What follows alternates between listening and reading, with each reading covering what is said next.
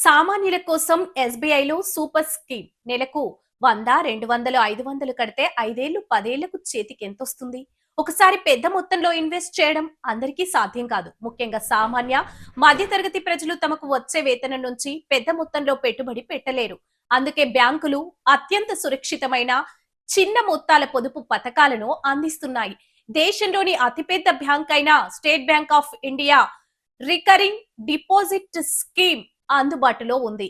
ఎస్బీఐలో RD ఖాతా తెరవడం చాలా సులభం. నెలకు రూ. 100 నుంచే ఇందులో పొదుపు చేసుకోవచ్చు.